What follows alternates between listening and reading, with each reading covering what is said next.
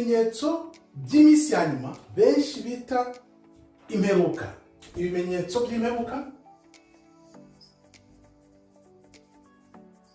ibimenyetso by'imperuka.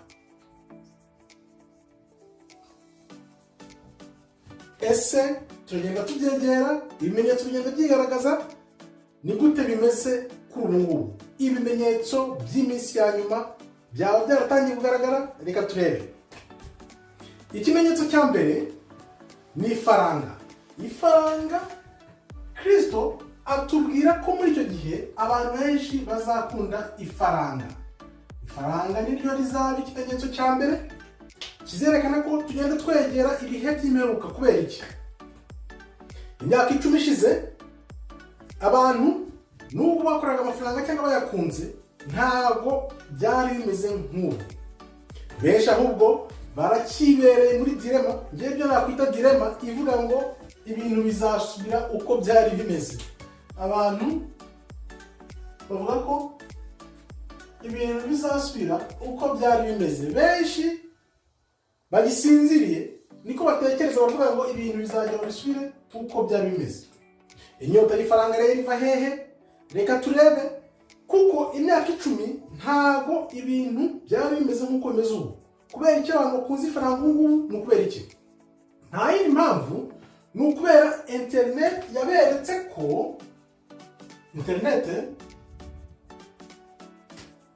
yaberetse ko bashobora gukora amafaranga menshi ashoboka. Kuko ushobora kujya kuri internet ukaba wakora amafaranga yaba angana na miliyoni mu gihe cy'ukwezi cyangwa amezi makeya. Ibyo bintu bituma abantu bose babona ati ushobora gukora amafaranga muri ubu buryo bwihuse kubera ko internet yoroheje ibintu. Kristo rero yabibonye kera, imyaka hafi 2, none nibyo turi kubamo. Ibyo bihe byaraje, hari inyota y'ifaranga. Ariko ngiye nkagira nti, umuntu wumva ushaka kuragwa ubwami bw'ijuru, shakisha ijambo ry'Imana, uryandike ku mutima wawe no mu bwenge bwawe, kuko nibyo bizakubatura. Kuko abenshi rero bakunda ifaranga. Kubera iki? Kuko abantu benshi baracyumva ko umuntu ari umubiri. Ariko iyo urebye kure ukabona ukuntu Imana itunganye,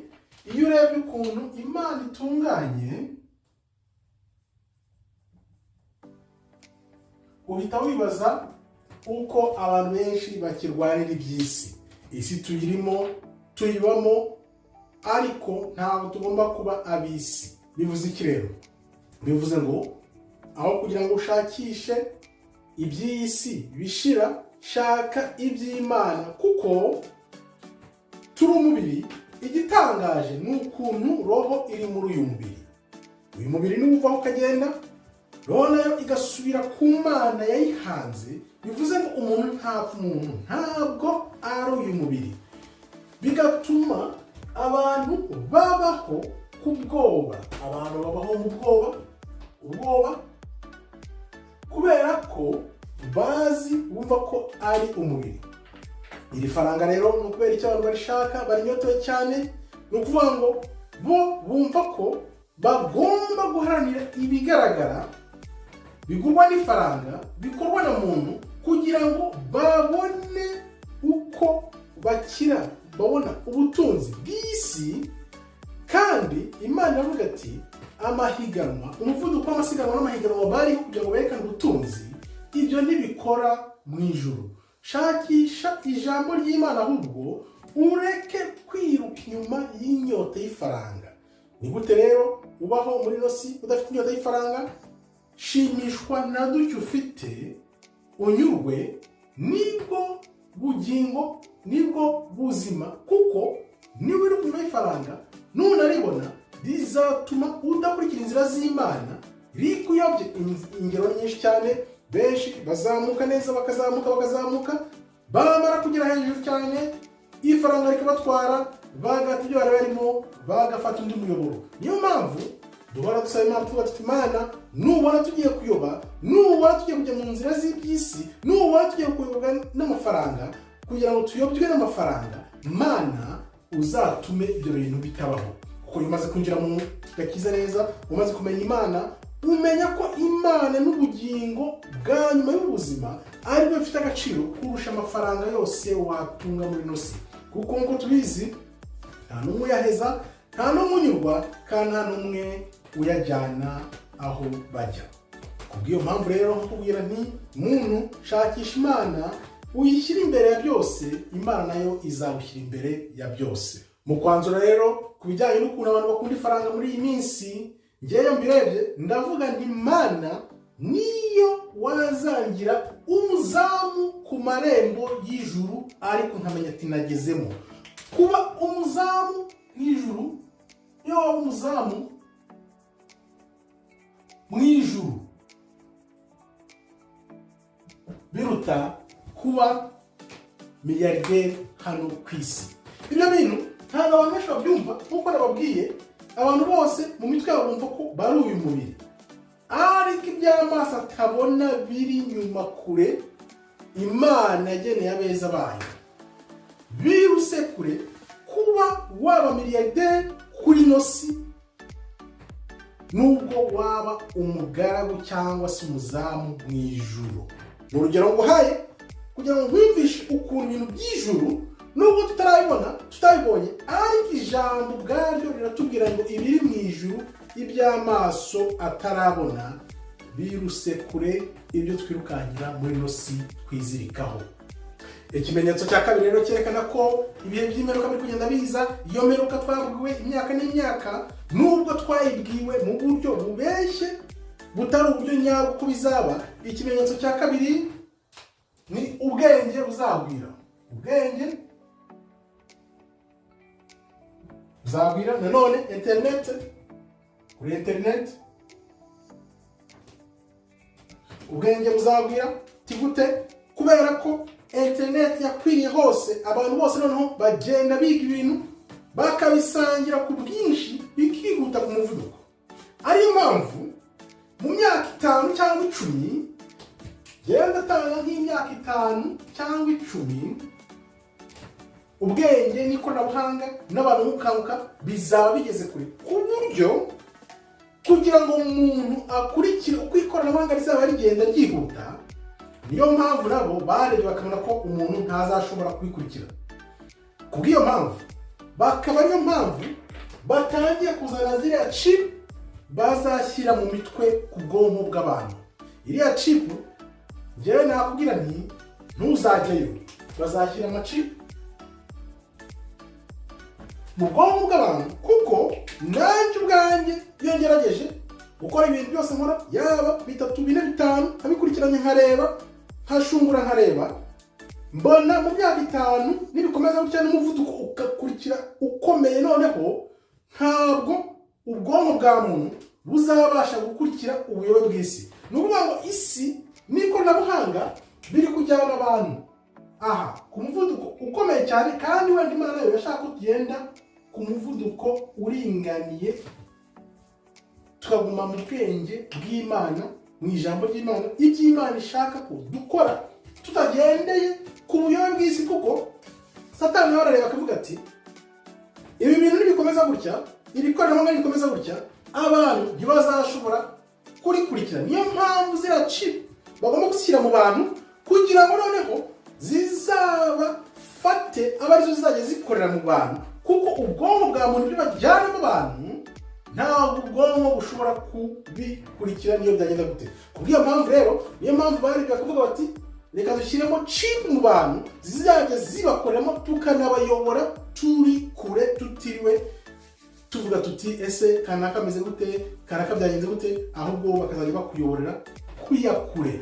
Niyo mpamvu rero ubwenge biri kwerekana ko ubwenge bugenda busakara hirya no hino. Nkavuga nti ibi ni intangiriro gusa, ni intangiriro gusa. Ibaze uko bizaba bimeze mu myaka 5 cyangwa 10. Ni intangiriro, navuga ngo ni nk'intangiriro gusa. Intangiriro akaba ariyo mpamvu Satani nawe akora amanywa nijoro kugira ngo ikoranabuhanga rizafate isi yose. Ikoranabuhanga rimara gufata isi yose, yabashyize gukingira abantu. Bakwibaza impamvu bakingiye abantu. Ziriya chip bashaka gushyira mu bantu mu mitwe byose urumva ko n'intambwe igenda iterwa gahoro imyaka 5 imyaka 10 uzasanga amakipe yarageze mu bantu, abantu bose barahindutse. Wibuke ijambo ry'Imana riratubwira ngo uko byari bimeze mu bihe bya Nowa niko bigiye kongera kumera. Bivuze ngo iki? Bivuze ko nta gishya munsi y'izuba, kandi ibyo bintu bakoze bahindura abantu mu itangiriro no mu mpera y'isi niko bizamera. Kuko wibuke, iyo ushaka kumenya ibizaza ku mpera y'isi usubira ku itangiriro n'ujya kurebera niko Imana itubwira. Ni ukuvuga rero ngo byisubiramo uko imyaka n'ibinyejana bigenda bisimburana. Ibyo rero biri kugenda byegereza. Urumva ko ibyo bimenyetso turabibona. Abantu bakunze ifaranga niryo riri imbere. Urebye ukuntu abantu baharanira gushaka ifaranga kuri internet, urebye ukuntu ubwenge buri kwirukanka kuri internet, twavuga tuti turagenda dusatira ibihe by'imperuka. Nubwo twabibwiwe nabi cyangwa ko twabyishijwe, ariko tuzi neza ko Kristo ari hafi kugaruka, ukuri kuri hafi kugaragara. Reka dukomeze turebe ikimenyetso cya gatatu. Turebe ikimenyetso ni ikihe? Ikimenyetso cya gatatu rero cyerekana ko tugenda twerekeza ku bihe by'imperuka byo kumenya ukuri. Ukuri niko kutwereka ko tugenda twegera imperuka. Ukuri ni inkingi ikomeye itwereka ko turi kugenda dusatira imperuka. Ukuntu ukuri kuri kuzamuka, byibuze nakubwira nti 99.99% by'abantu baracyasinziriye. Barazi ngo ibintu bizasubira uko byari bimeze. Nta kanunu na kamwe bafite k'ukuntu ukuri kuri gusohoka hanze. Iyo babwiye ibintu ntibabyumva, ariko 1% cyangwa ibice 1% abantu bamaze gukanguka, bari mu bubyutse buzabatura abantu benshi. Ariyo mpamvu abantu benshi bamaze kumva ko tutari umubiri ahubwo turi roho. Benshi muri abo igice 1%, katwara wenda igice 1% bamaze kumenya ko tutari umubiri. Ntabwo turi umubiri, turi roho. Abantu bake muri aba benshi n'igice, nubwo tuvuga igice 1% ni benshi, nawe natwabara ko bageze mu bihumbi n'ibihumbi. Benshi muri bo bamaze kumva ko tutari uyu mubiri uboneka inyuma, ahubwo turi roho irimo imbere. Ukibaza ati rero Imana mvuko ari umuhanga ukomeye cyane. Imana yafashe roho ari we muntu imushyira muri uyu mubiri tureba w'inyuma. Ibyo rero ni amayobera y'Imana. Imana nizana byaherezo ishaka kuzana bigaragazwa n'ibi bihe, nibwo muntu azamenya amayobera y'Imana. Kuko ijambo ritubwira ngo muri iyo minsi mu byahishuwe ko amayobera y'Imana azagaragarira muntu. Ese ayo mayobera azakugaragarira uri mu gakiza cyangwa uzaba umuyobe warayobejwe na Satani? Hitamo inzira z'ikigendwa, kuko igihe ni iki. Muri iyo minsi rero ibihe bya nyuma, ikindi kimenyetso kizatwereka ko tugenda dusatira ibihe by'imperuka ni ubugome. Ubugome ni ibyaha bikomeye. Ibyaha rero hari ibintu byinshi Imana yanga: amashyari, kugambana, ibintu nk'ibyo by'ubugome biri ku isi yose. Urwango, amashyari, abantu bagahora bahanganye. Ibyo byose ni ibimenyetso Imana yavuze ngo bizatwereka ko tugenda twerekeza kuri ya minsi ya nyuma, kandi iyo minsi iri kuza, iri kwegereza. Ibi bimenyetso byose iyo ugizeho nk'amashyari ari ku isi yose, ubugome, ibintu nk'ibyo byose nibyo byerekana ko ikiremwa muntu kitari kujya umujyi umwe nk'uko Imana yabishatse, ngo habe urukundo. Urukundo mu bantu ruzakonja. Urukundo ruzakonja muri iyo minsi, niko Imana itubwira. Urukundo ruzakonja. Urukundo rero rwa benshi ngira ngo rurakonje na n'ubu, byaratangiye, ariko ibaze mu myaka 5 cyangwa 10 uko bizaba bimeze. Tugereze turebe, ariko nkugira inama, shaka ijambo ubyandike mu mutima wawe, mu bwenge bwawe, ubyibikeho n'imbaraga zose, ushakisha Imana nubwo utarayibona ariko nzi ko nukomeza kwizera Imana izakwiyereka ikagushyira mu bantu bayo b'intungane. Ikimenyetso cya gatanu rero kikwereka ko imperuka yegereje ni ibiza. Ibiza ngaho ihinduka ry'ibihe, imvura, imyuzure, imitingito, ibyo bintu byose uko bigenda biza ku isi, nubwo tuzi ko harimo ababihindura. Abazungu bize ubwenge bwo guhindura ibihe,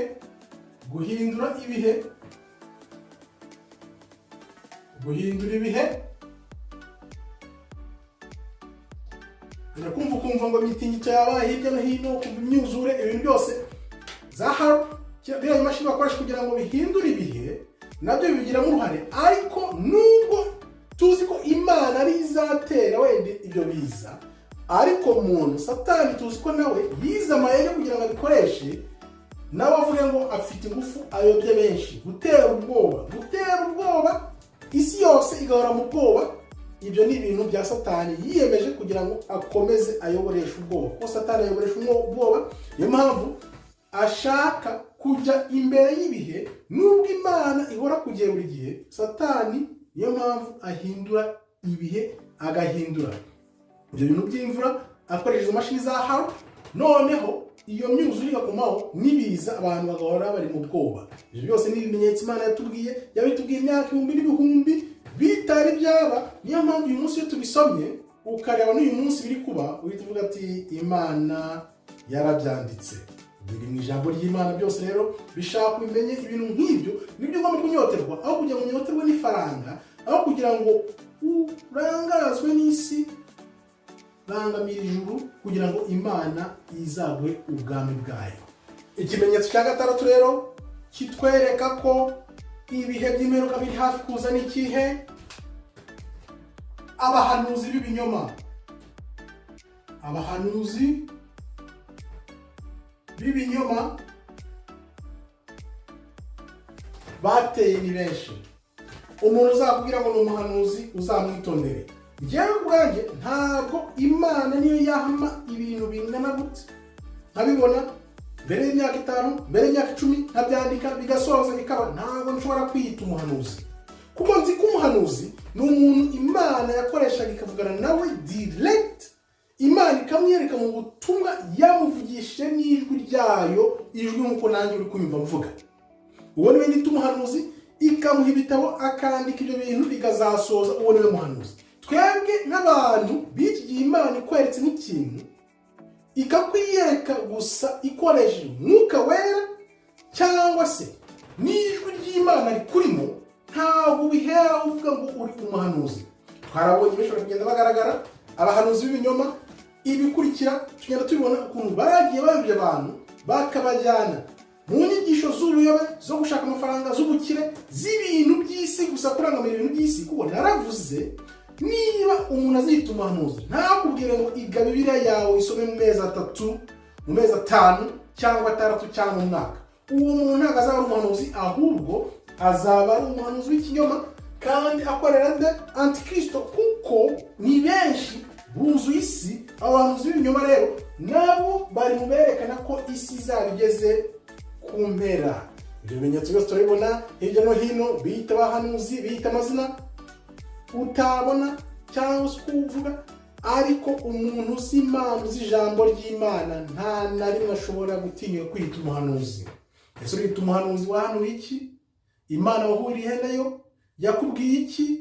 Ni ibiki bindi tutazi bitari muri iyi Bibiliya Imana yakubwiye ngo uhanure, uvuga uti dore ubwoko bw'Imana n'ubu, dore ukuntu bimeze, noneho ujya aho ngaho uhanure. Tuzi ko icyo gihe cy'abahanuzi nyabahanuzi ntabwo kiragera. Imana mu minsi ije igiye guha abantu ingufu. Ibyo nakubwira, Imana igiye guha abantu bayo ingufu z'umurengera, ku buryo nta n'umwe uzashobora kuvuga ngo ni umuhanuzi, ahubwo abantu bwabo nibo bazajya bibonera abantu bavuga bati uriya muntu ni umuhanuzi, ni umukozi w'Imana. Ibindi bagiye bavuga imyaka 5, 10 ishize, ibyo ngibyo bigiye kugenda nka nyomberi, bisaze. Abise amazina bose Imana igiye kugira gute? Igiye gukubura noneho nizana abantu bayo nyabo Imana yahisemo, nibwo abantu bose bazakanguka bakavuga bati dore koko abakozi b'Imana nyabo ko bagiye kuza bakagaragara, batazakorera amafaranga, batazakunda iby'isi, batazagira na rimwe ubuhemu cyangwa bahemuke ku bintu by'isi by'amafaranga cyangwa by'iki byose, cyangwa bategwa imitego. Abo bantu ni abantu Imana yatoranyije, yamaze koza imitima ibavanaho ubusembwa bwose, kuko ubusembwa rwose washyira ku bantu Imana yahisemo ntibuzabafata, kuko icyo gihe bazaba bakorera ubwami bw'Imana, bakorera Imana bari mu mwuka w'Imana kandi barangajwe imbere n'iby'ijuru gusa, kurangazwa n'iby'isi. Ikimenyetso cya nyuma rero cyerekana ko imperukije ariyo cya karindwi ni intambara. Intambara, wibuke ijambo ry'Imana riratubwira ngo icyo gihe hazabaho impuha z'intambara, intambara, amashyanga azatera ayandi bihugu bitera ibindi. Ariko ikibabaje ni iki? Nuko urebye amaleta yose uhereye muri Amerika ukuntu yafashe abaturage bayo bugwate kubera ubwoba, kubera kubateza ibintu by'impuha by'intambara, kwirirwa bajya gutera amashyanga hirya no hino. Ibyo bintu bibabaza Imana cyane, kuko Imana Kristo mu ijambo ryayo yaratubwiye ngo muzumva intambara, nimubona intambara zigenda zikwirakwira hirya no hino, muzamenye ko imperuka iri hafi kuza. Intambara ziravuga muri za Amerika, mu Burayi, muri Afurika, intambara ziratutumba hirya no hino. Ariko intambara ikomeye niyo ukuntu umuturage azigobotora ubucakara yashyizweho na leta ze n'abayobozi be, noneho akaza mu ijambo ry'Imana, kuko ukuri tuzavana mu ijambo ry'Imana. Abantu bose nitubakwizaho bagakwira muri uko kuri, bakamenya ukuri, kuzaba batura, bazagenda biyambura ayo maleta yabafashe bugwate buhoro buhoro. Ibyo rero Imana yatwiye ko bizaba ibimenyetso by'imperuka, nubwo tunyotoye, kuko tuzi neza ko Kristo azaza agategeka ikinyagihumbi hano n'abantu be b'intungane bazayoborana. Ariyo mpamvu mva abantu benshi bibwira ngo bari muri bya bihumbi 144. Harimo video nabonye abantu bavuga bose ngo bari mu bihumbi 144 ngo bizayoborana na Kristo. Ijambo ritubwira neza ko abo bantu nta cyasha, nta kintu kimwe kibi kizaba kibariho. Ariko iyo abantu babyita ngo bazaba barimo, wibaza aho babivana ukayoberwa. Izo ntambara rero hazabaho gukunda ifaranga, ubwenge bwiyongere, ukuri gutangire gusohoka, habeho ubugome bukomeye, habeho ibiza, abahanuzi b'ibinyoma bakwire, noneho n'izo ntambara zibe. Ariko nyuma ya byose tuzi ko ingufu za Kristo zizadushoboza, abantu bayo Imana izaha ingufu kugira ngo bayikorere koko nta bwoba, bari mu kuri n'umwuka, nibo bazatigisa isi. Noneho isi ikazabona ukuri n'ukuntu abantu koko bakorera Imana n'umutima wabo wose, n'ubwenge bwose, n'imbaraga zabo zose, kuko icyo gihe Imana izabasesekazaho umwuka wera wabo, noneho bagakorera Imana nta mususu, bakavuga bati twiyemeje gukurikira Imana, twafashe umusaraba wacu dukurikira Imana yacu, kuko tuzi ko nyuma y'ubuzima niyo hari ubuzima nyabuzima, kandi iby'isi birashira. Turi mu isi, ntabwo turi ab'isi. Iyo myaka iraje kugira ngo koko abantu barebe umuntu ukorera Imana, ukunda Imana, barebe urukundo rw'Imana, barebe koko kuba umukozi w'Imana icyo ari cyo. Icyo gihe rero benshi batabishoboye bazahita bavamo, abandi bazakomeza bakagumamo. Niba Imana izaha za ngufu n'ubutware kugira koko ngo bereke isi, babere urumuri abantu bose bazasinziriye, icyo gihe hazaba ububyutse bukomeye. Abantu benshi bazabyuka bavuga bati twari twarabeshwe, ariko ubu ngubu turakangutse, tugiye gukurikira Imana yacu. Murakoze rero, Imana ikomeze ibarinde. Shalom, shalom, shalom.